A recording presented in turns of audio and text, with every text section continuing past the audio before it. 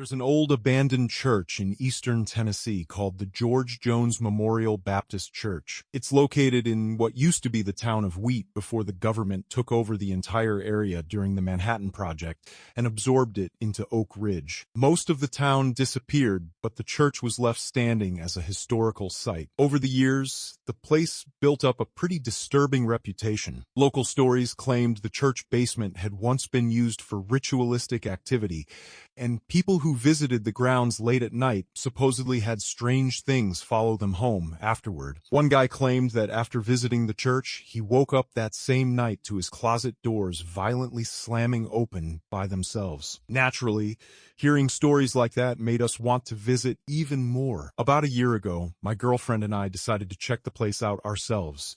We've always loved exploring abandoned locations, especially places with creepy local legends attached to them. We drove out there late at night, figuring nobody would bother us. After parking near a locked gate, we climbed around the barrier and ignored the warning signs telling people to stay out. The gravel path leading up to the church cut through thick woods, and the deeper we walked, the quieter everything became. Eventually, we saw the church appear in the distance beside the graveyard, dimly illuminated by a single streetlight. Even from far away, the place looked unsettling. When we reached the building, we found every entrance heavily sealed. The main door was boarded shut and secured with a thick padlock hidden behind welded metal plates, so nobody could cut it off. We walked around the church, shining flashlights into the tall windows, but they'd all been boarded up from the inside, almost completely, leaving only tiny gaps near the ceiling. The back entrance leading down into the basement was blocked too, so instead,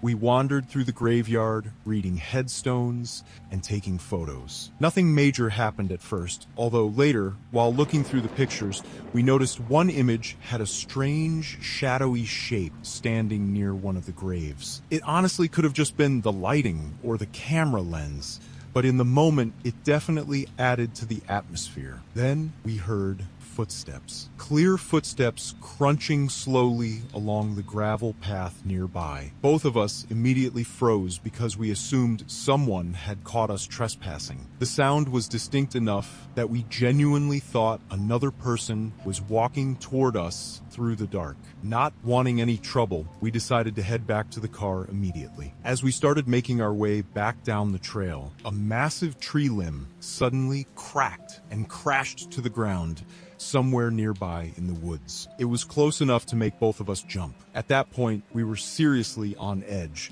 But because the forest around us was so dense, the gravel path was still the only realistic way back. The entire walk back, we kept hearing footsteps on the gravel behind us. Not constantly, but enough to know we weren't imagining it. The weirdest part was that no matter how many times we stopped, turned around, or shined our flashlights back down the path, we never saw anybody there. No movement, no voices, just footsteps following us through the dark woods, all the way back to the car. To this day, I still don't know whether someone was actually out there with us, or if our minds were playing tricks after hearing all the stories surrounding the church. But honestly, standing in that graveyard at night, hearing unseen footsteps approaching through the gravel, was enough to make the place feel genuinely wrong. Part of me still wants to go back someday and see what's actually inside that church. Another part of me thinks maybe it's better left alone. My mom's entire side of the family was deeply Catholic.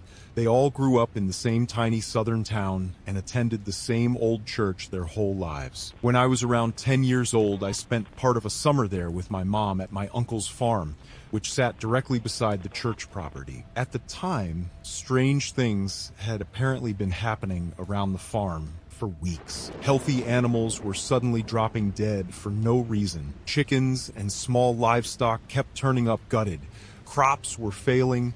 even though conditions were normal. My uncle even had a donkey specifically meant to protect the cattle from predators, but whatever was killing the animals didn't seem bothered by it at all. The adults clearly knew something was wrong, even if they refused to explain it to me. They had that tense, secretive way of acting adults get when they're trying not to scare kids. Everyone seemed nervous all day. My grandma, aunt, uncle, mom, a few older cousins, the local priest, and another man from the church had all gathered at the farmhouse, whispering quietly and constantly glancing outside. Eventually, they basically shoved me out of the house and told me to go play. Of course, being a nosy 10-year-old, I immediately climbed the biggest tree near the house so I could spy on them. From high up in the branches, I watched the entire thing unfold below me. The adults followed the priest around the property, moving from the barn to the stables to the chicken coop, while speaking in low voices. Every now and then I'd catch pieces of conversation,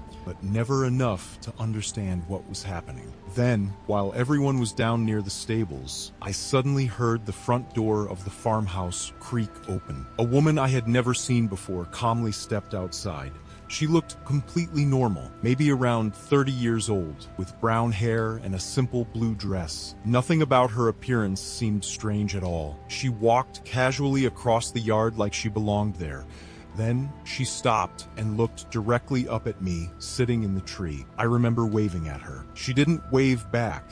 She didn't smile either. She just stared at me with a completely blank expression for a moment before turning and slowly walking down the dirt road away from the property. I thought nothing of it at the time. Later that evening, after whatever the adults had been doing finally ended, everyone gathered inside for lemonade. I casually asked who the woman in the blue dress was because I'd never seen her around before. The reaction was instant. My aunt started crying. The priest looked physically sick. The room went dead silent. Every adult suddenly looked terrified. Then someone awkwardly told me she was just visiting. That was the end of the conversation. It wasn't until over 10 years later that my uncle finally told me the truth about what had actually been happening that summer. According to him, the woman I saw had already been appearing around the church and farm for weeks before I arrived. Different people from the parish claimed they'd seen her standing inside the church, walking the property late at night,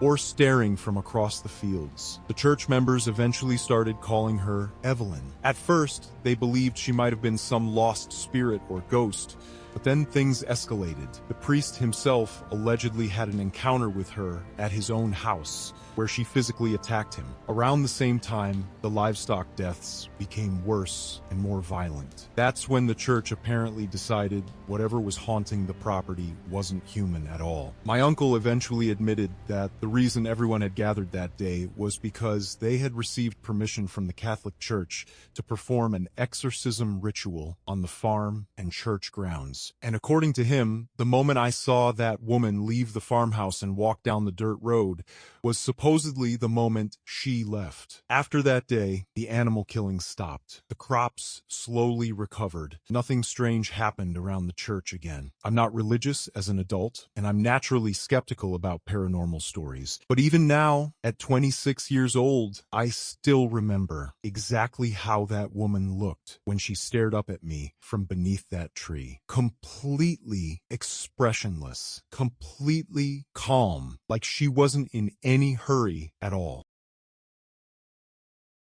A few years ago, my family and I were driving back to Texas after a road trip through Colorado. It was during 4th of July weekend, and by the time evening rolled around, we realized we had a serious problem. Every hotel we checked was either completely booked or ridiculously expensive. We drove through town after town while the sky got darker, and eventually my parents accepted the fact that we'd probably have to stay at some random roadside motel for the night. Even as a kid, that immediately felt like a bad sign. After hours of searching, we finally spotted a motel with a glowing vacancy sign outside. The second we pulled into the parking lot, I got one of the worst feelings I've ever had in my life. It's hard to explain, but every instinct in my body started screaming that something was wrong. The place was completely empty. No cars, no lights in the windows, no people anywhere, which made no sense. because it was a holiday weekend and literally every other place we'd seen was packed. The motel itself looked old and lifeless, like it had been abandoned for years. My mom got out and went inside to ask for a room while the rest of us stayed in the car. She was gone for maybe 10 minutes before she came back looking visibly shaken. The moment she got into the car, she immediately told my stepdad to drive away. Once we were far enough from the motel, she finally explained what happened. According to her, the owner had given her an awful feeling the second she walked inside. The lobby was filthy, run down, and strangely quiet. When she asked for a room, the man told her the motel was already full and claimed he'd forgotten to switch off the vacancy sign outside. That alone was suspicious, because the place looked completely deserted. My mom then asked if there were any other places nearby where a family could stay for the night. At first, the owner insisted there wasn't anywhere available in town. But the moment my mom mentioned that she had children with her, his attitude changed immediately, and not in a good way. He suddenly became more interested and told her there was another motel nearby owned by a friend of his. Then, right in front of her, he picked up the phone and called the other motel owner. My mom said the thing that truly terrified her was hearing him tell the other guy she has kids with her, not a family, not vacancies needed. Just that, she has kids. At that point, my mom was completely creeped out, but she didn't want to overreact. The man gave her directions to the second motel, and she practically sprinted back to the car. My stepdad tried to stay calm and suggested at least checking the other place out, since we were running low on options. Reluctantly, my mom agreed. We followed the directions out toward the edge of town and eventually found the second motel. And somehow, it was even worse. The place looked straight out of a horror movie. The building was falling apart, barely any lights were on, and there were several tractor trailers parked nearby with nobody visible around them. The whole area felt isolated and dead silent. The second my parents saw it, they both agreed there was no way we were staying there. At this point, our gas tank was getting low, so we stopped at a nearby gas station before leaving town entirely. While my mom, grandmother, and I stayed in the car, my siblings and stepdad went inside to use the restroom. When they came back out, they looked genuinely disturbed. My stepdad told my mom that the restroom walls were completely covered in missing children posters, not just one or two. The walls were packed with them, and many of the cases were recent. Then things got even worse. While paying for gas, my stepdad ended up talking to the store owner and another local man. He casually mentioned the motels we'd just looked at, and according to him, both men immediately reacted with concern. The store owner told him there had been a violent assault at one of the motels the previous year involving a woman who'd been attacked during a break-in. The other man warned him that both motels had bad reputations and were especially unsafe for families with children. He flat out told my stepdad that spending extra money on a proper hotel would be safer than staying there. That was enough for my parents. We left town immediately. By the time we reached another city, my mom was exhausted and completely stressed out. She decided she didn't care how expensive the rooms were anymore. We just needed somewhere safe. She counted the money we had left and realized we were probably short, but my stepdad said he'd cover whatever he could and hoped together they'd have enough. My mom started calling every hotel she could find. One after another kept telling her they were full. Finally, she called the very last hotel on the list. Before the call connected, she apparently just sat there and prayed, begging God to let us find one safe room for the night. When the hotel answered, they told her they actually had 2 rooms available, but they were expensive. My mom told them she'd pay whatever she had to. Then the employee ran our information through their system and suddenly informed her that the price had dropped dramatically because our family had enough loyalty points for a huge discount. The strange part was that none of the other hotels in that chain had mentioned this all night. My mom still believes that moment was a miracle. We ended up safely staying in a clean hotel that night. And years later, my parents still talk about that trip as one of the creepiest experiences our family ever had. Even now, whenever roadside motels come up in conversation, everybody immediately remembers that town in Colorado and the feeling that something there was deeply wrong. When I was a kid, I had an experience that still sticks with me because I genuinely can't explain it. I was riding my bike past our house one afternoon when I happened to glance up toward my parents' bedroom window. Standing inside the room, clear as day, was a person. I assumed it was one of my parents until I noticed both of them were outside in the yard with me. We immediately went inside to check the room, but there was nobody there. The creepiest part was that there was no possible way anyone could have left the room or the house without walking directly past us. Another strange thing happened years later after my aunt died. Her niece inherited her car and started taking things from the house, basically anything valuable or electronic. She even drove my aunt's car to the funeral. After the service, the entire family wanted to go somewhere my aunt used to love, but the niece refused because she thought the place was beneath her, so everyone reluctantly followed her to another location she picked instead. The second we got there, the building started having electrical problems. Lights were flickering non-stop, appliances were acting up, and staff were scrambling trying to figure out what was happening. We laughed it off at the time and joked that my aunt was annoyed about where we'd gone. Then, about a week later, the niece's partner was diagnosed with the exact same illness that had killed my aunt. The same niece who constantly complained about helping her aunt and mostly cared about getting money from her was suddenly forced into becoming a full-time caretaker herself. One of my friends has had even creepier experiences. When he was younger, he came home from school one afternoon while staying with his dad after his parents split up. As soon as he walked through the front door, he heard his dad say something from deeper inside the house. My friend shouted back that he couldn't hear him properly. That's when he realized his dad wasn't home. Then he heard movement upstairs in his bedroom directly above him. Heavy movement. Before he could even process it, he suddenly heard loud footsteps absolutely thundering across the floor toward the stairs like someone was charging straight at the front door. He didn't stick around to investigate. He ran out of the house immediately and went straight to his mom's place. Later,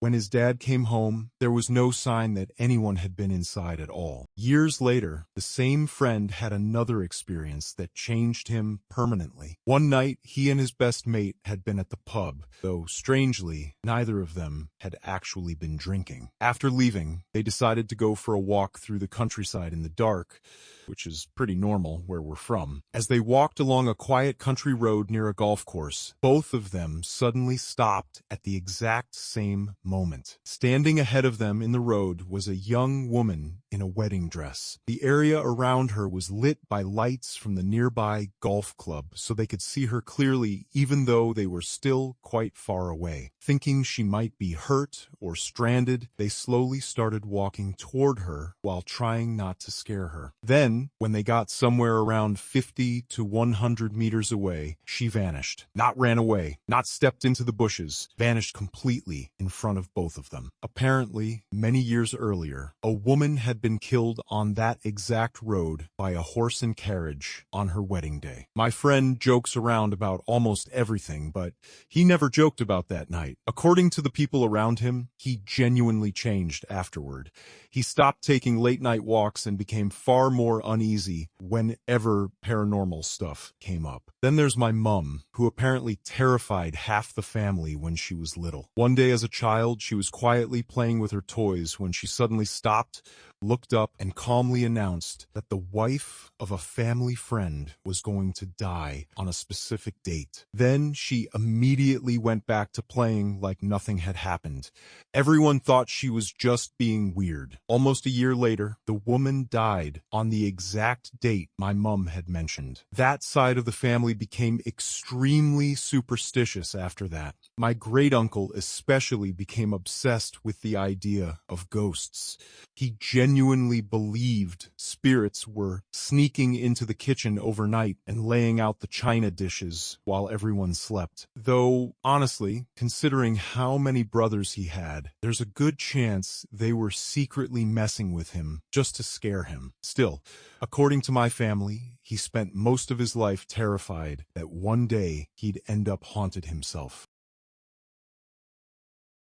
Back when I was in high school, my family went away for the weekend and left me home alone for the first time ever. At first, it was amazing. Friday night, I had a few friends over, drank way too much, and completely wrecked myself. By the next evening, I was horribly hungover, but I still had leftover beer and a movie I wanted to watch, so I decided I wasn't going to let the hangover ruin my weekend. I figured I'd just stay home alone, drink again, and have a great night by myself. That plan went exactly as badly as you'd expect. A few beers turned into way too many beers, and eventually I got hungry and decided to cook pasta. So there I was, completely drunk, stumbling around the kitchen pretending I was on some cooking show, while loudly singing to myself and stirring pasta sauce like an idiot. I genuinely thought I was killing it. Then I heard tapping. At first it barely registered because I was drunk out of my mind, but something moving in the corner of my eye caught my attention. One of the metal chains hanging from the blinds on our glass doors was swinging back and forth, lightly hitting the glass. Tapping 3 times, I stopped singing and stared at it. There were no doors or windows open, no breeze, nothing that should have made it move.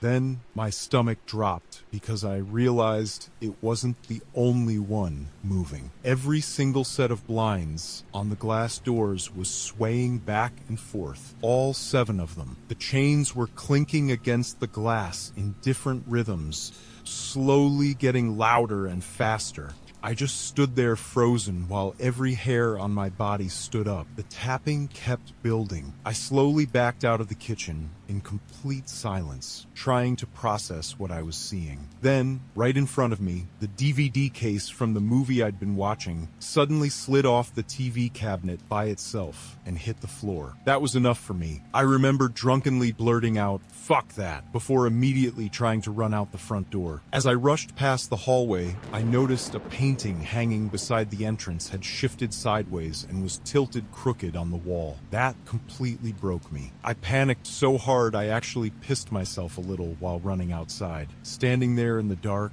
drunk and terrified, I became fully convinced my house was haunted. Not joking haunted either. Full-on angry ghost haunted. I honestly believed something inside hated me. Then I realized I'd left the stove on. So now I had a new problem. Either go back into the haunted house or burn the place down. I finally worked up the courage to sprint back inside. I rushed to the kitchen, turned the stove off while internally dying, then bolted to my room to grab my phone, my keys, and for some reason, 10 beers. Apparently, even in a paranormal emergency, priorities still mattered. I ran to a nearby park and sat there drinking while trying to call friends, but nobody answered because everyone was wiped out from partying the night before. After that, things get blurry. I vaguely remember sitting in the park, then somehow ending up back in my kitchen crying at one point before blacking out completely. The next morning, I woke up in my own bed, feeling like death.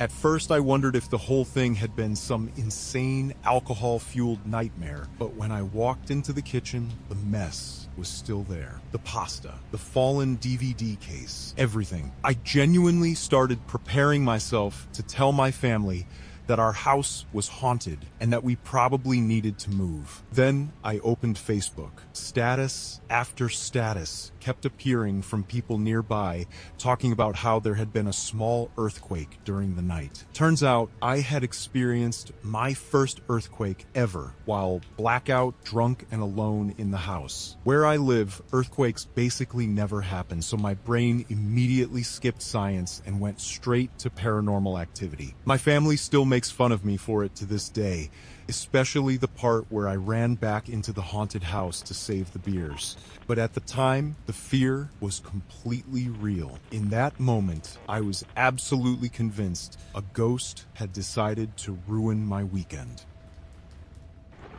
I used to work deep in the forests of northeastern British Columbia, near the Alberta border, way up past Fort Nelson. The area was so remote there weren't even proper summer roads, because the entire region was basically one giant swamp. The only way in or out was by helicopter. One morning, me and another girl were dropped into a work block while the helicopter left to do another job before returning later that afternoon. Our usual routine was to split up and work toward each other from opposite ends of the block. She headed one way while I made my way deeper into the swampy forest toward the far side. Everything was normal at first until, out of nowhere, I started hearing screaming echo through the trees. Not normal yelling either. It sounded like a woman absolutely losing her mind. Screaming, swearing, raging. Just pure anger and panic mixed together. The thing that instantly freaked me out was that I knew it wasn't my partner. She was one of the calmest people I'd ever worked with. I had never even heard her swear before, let alone scream like that. I yelled back asking if she was okay, but there was never a clear response. Just more distant screaming carried through the trees and wind. Then my radio crackled. It was my partner asking what the hell was going on, because she could hear it too. That's when both of us realized neither of us were making the noise. After that, we refused to work separately. We stayed together for the rest of the day, while the screaming continued on and off somewhere deep in the bush around us. Hours passed, and it never stopped. No matter how hard we listened, we couldn't figure out exactly where it was coming from. Right before the helicopter finally returned that afternoon, we suddenly heard multiple quads speeding away through the forest somewhere nearby. A few minutes later, the helicopter landed and dropped off a bunch of our coworkers to help us finish the area because by then we were seriously shaken up. The pilot even flew circles around the block trying to locate whoever had been screaming in case they needed help, but he couldn't find anything. No camp, no trails, no roads, nothing. And that made it worse because the terrain out there was nearly impossible to travel through. The entire place was deep muskeg swamp with standing water and mud that could swallow you knee deep. In some places, you couldn't even walk through it safely on foot. And somehow, as creepy as that experience was, it still wasn't the only horrifying thing I dealt with out there. I've been shot at before while working in the bush. I once had a pack of wolves silently follow me for hours after they killed something nearby. I've had bears stalk me through the trees. One time we came back to our truck and found a gutted animal carcass dumped so close to the driver's door that we literally had to crawl into the vehicle from the passenger side. But one of the strangest moments happened to a coworker of mine. He came back to the office completely pale and panicked after finding what looked like 2 severed skeletal feet still inside running shoes out in the wilderness. It was bad enough that we ended up contacting the RCMP. After investigators looked into it, they discovered someone had shoved bear paws into the shoes as some kind of sick joke, which honestly just created a whole new question. Why would anyone even do that? What made it even creepier was that this happened in British Columbia around the same time human feet had started mysteriously washing up along the coast. So for a while, everyone genuinely thought he'd stumbled onto human remains. When I was around 12 years old, my brother, sister, niece, and I went over to one of their friends' houses one night because everyone planned on hanging out and playing board games. But when we got there, we realized the board game everyone was gathered around wasn't Monopoly or Scrabble, it was a Ouija board. The second my brother and sister saw it, they completely freaked out. Our father had always warned us never to mess with stuff like that. He grew up in the Dominican Republic and was deeply into beliefs surrounding black magic and spirits. According to him, Ouija boards were not toys and were never something to joke around with. So we immediately left. Well, everyone except my niece. Later that night, my oldest sister suddenly showed up at our house with my niece, and she was hysterically crying. Apparently, while they were using the Ouija board, someone jokingly asked who among the group was going to die first. The board slowly spelled out the name of their friend's little brother. Then somebody asked when. At almost the exact same time, the little brother was struck in the head by a bullet during a drive-by shooting outside. After that, things supposedly got worse. The family tried to get rid of the Ouija board immediately. According to them, the mother threw it into a barbecue pit and tried to burn it, but the board wouldn't catch fire. They poured gasoline over it and eventually managed to burn it completely. At least they thought they did, because after going back inside the house, they found the Ouija board sitting on the dining room table again, completely intact. Not long after the boy's death, strange things reportedly started happening around the house.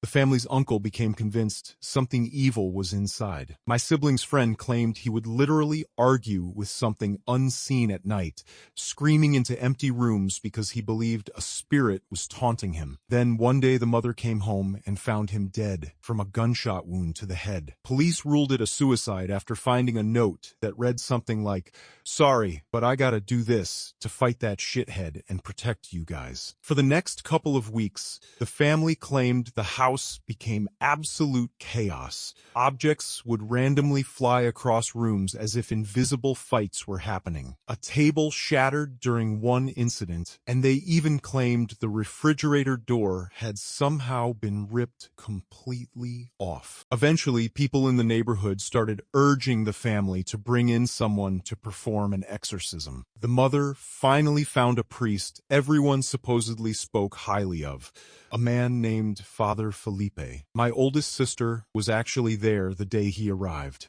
She said the priest pulled up outside the house, rolled down his car window, and stared silently at the front door for nearly a full minute without getting out. Finally, he asked who owned the house. When the mother identified herself, he looked at her and simply said, "Sell the house." Then he drove away. The craziest part came later, when the family was finally preparing to move out. Somehow, during the process, half the house caught fire, and my sibling's friend ended up suffering third-degree burns on her arm. After the fire, the family temporarily stayed at a hotel while unpacking their belongings. While sorting through clothes, the mother suddenly discovered the Ouija board again hidden among her things. She completely lost it. At that moment, according to her story, a Jamaican man from elsewhere in the hotel walked up to the room and asked if everything was okay. After hearing what had happened, he calmly picked up the Ouija board, snapped it clean in half with his hands, handed it back, and told her, "It's over." Then he immediately walked away. She said she ran out into the hallway seconds later to thank him, but the man had completely disappeared. When she returned to the room, the board was still broken in half,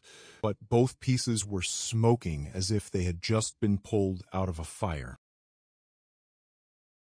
For most of my childhood, I dealt with really severe sleep paralysis. Not the occasional creepy moment people joke about online, but the kind that genuinely makes you afraid to go to sleep. Sometimes I'd wake up face down in my pillow, completely unable to move while struggling to breathe. Other times, I'd hear whispering outside my bedroom door, multiple voices speaking at once in a language I couldn't understand. There were nights where I'd hear loud static buzzing through the room, doors opening and closing, footsteps moving through the house, all while being completely frozen in bed. Over time, I learned how to avoid it by changing the way I fall asleep. Now it only really happens if I'm extremely exhausted and stuck in that weird state between being awake and dreaming. Last summer was the first time in years that it truly terrified me again. I had just returned home from visiting family in England, so I was absolutely exhausted from traveling. That night, I ended up falling asleep while watching something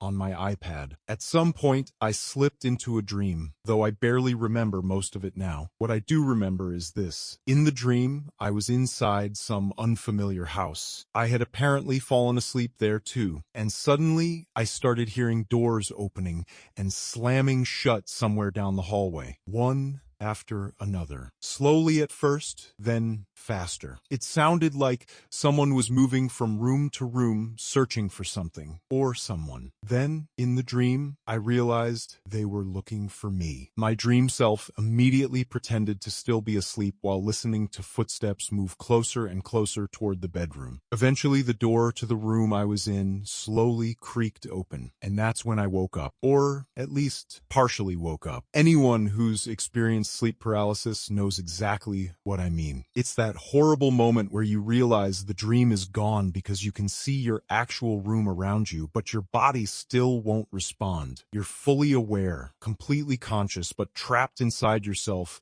like dead weight. The second I became aware of my room, I felt something pressing down onto my back. It felt like a person much heavier than me was leaning their full body weight onto me while hovering over my shoulder. I tried to move, but I couldn't even twitch. My body felt completely locked in place. Then I started hearing this strange ambient noise around the room, almost like heavy wind blowing through the air, except muffled and distorted like it was underwater. The pressure on my back kept increasing, and then I heard a voice, deep, male, right beside my ear, completely clear. "No one will save you," not whispered, said loudly. The second the sentence ended, I violently snapped awake and jolted upright in bed, gasping for air like people do in horror movies. I remember just sitting there in total panic, trying to convince myself it wasn't real. It was around 3 in the morning, and honestly, if I hadn't been 20 years old at the time, I probably would have run straight into my mom's room. Instead, I turned every light on and forced myself to stay awake until sunrise, because I was genuinely terrified it would happen again if I fell back asleep. I know sleep paralysis can cause hallucinations. I know there's a scientific explanation for all of it. But even now, that experience still unsettles me because of how unbelievably real it felt in that moment. I work as a forester, so running into fresh bear tracks or mountain lion scat is already unsettling enough. But honestly, the thing that scares me most out there is other people. After one particular incident, I started secretly carrying a gun, even though it's against company policy. Most days I work alone, but this time I had a coworker with me. We were deep in the wilderness, completely off the grid, convinced we were the only humans for miles. At one point, I stepped away for a bathroom break and moved just out of my coworker's sight. That's when I suddenly noticed a man standing about 20 or 30 feet away from me, completely motionless. I froze and screamed out of pure panic. The guy didn't react, didn't say a single word, and to this day, I still can't properly describe the expression on his face. There was just something deeply wrong about him, pure evil. I could literally feel bad intentions coming off him. Then he slowly took a step toward me. Right at that moment, my coworker yelled from nearby, "You okay over there?" The man instantly stopped, turned around, and disappeared back into the woods without another sound. I'm a woman, and I know without a doubt that if I had been alone that day, something terrible would have happened to me. Another creepy experience happened while I was patrolling a swamp in South Carolina. My boss happened to be flying overhead in a helicopter doing an aerial survey. I spotted him in the sky waving his arms, so I started waving back like an idiot, smiling and thinking, hey, he sees me. Then my phone rang. It was my boss screaming at me to get back into my vehicle immediately. Apparently, while I was happily waving at the helicopter, I had been walking straight toward a massive alligator, around 10 to 12 feet long. The creepy part is realizing how many times I'd probably unknowingly walked near them before, except this time someone happened to be watching from above. The weirdest thing I've ever found in the woods was a giant pile of dental molds dumped in the middle of nowhere. Thousands of them. Just this massive 3-foot-high mound of crooked teeth impressions. Honestly, I loved it. I took around 30 of them and started leaving them in random places around town with stupid quotes written underneath. I kept them in the side door of my truck so people would randomly notice them and go, "What the hell?" Later, one of my friends who worked as a dental assistant saw them and explained they're expensive to properly dispose of. So apparently some shady dentist just dumped them in the forest. One time I had just stepped out of the woods when a fish suddenly fell from the sky and landed right in front of me. For about 3 seconds, I genuinely thought reality had broken. Then I looked up and saw a hawk flying away without its lunch. And finally, this last one didn't happen to me, but to one of my coworkers. He found an old metal tub hidden under a sheet of plywood deep in the woods. Thinking it might be something interesting, he lifted the cover. Inside were dozens of dead dogs. Sometimes the scariest things in the wilderness aren't predators at all. Back when I was in high school, I stayed over at a friend's house one weekend. It was probably around 1 in the morning, and a bunch of us were still awake, partying, playing video games, and messing around like teenagers do. There were about 7 of us in total, and we had the whole house to ourselves because nobody else was home. At some point, my friend and a couple of the others asked me to go downstairs to the basement and grab some sodas from the extra fridge down there. The house itself had 2 floors plus the basement, and by that time of night, the entire first floor was completely dark and silent. Everyone else was upstairs while I headed down alone. I remember the atmosphere feeling weirdly still as I walked through the dark hallway toward the basement door. I opened the door, flicked on the basement lights, and walked downstairs. Everything looked normal. I grabbed a few cans from the fridge, turned around, and headed back upstairs. As I reached the top, I switched the basement lights back off and pulled the door shut behind me. The second the door clicked closed, I heard it. Heavy footsteps exploding up the basement stairs. It sounded exactly like someone wearing heavy boots was sprinting full speed directly toward the basement door from the darkness below. The sound came so suddenly and violently that my body reacted before my brain even understood what was happening. I dropped the soda cans instantly, threw my arms up over my face, and braced myself because I genuinely thought someone or something was about to slam through that door and hit me. The footsteps reached the top of the stairs, complete silence.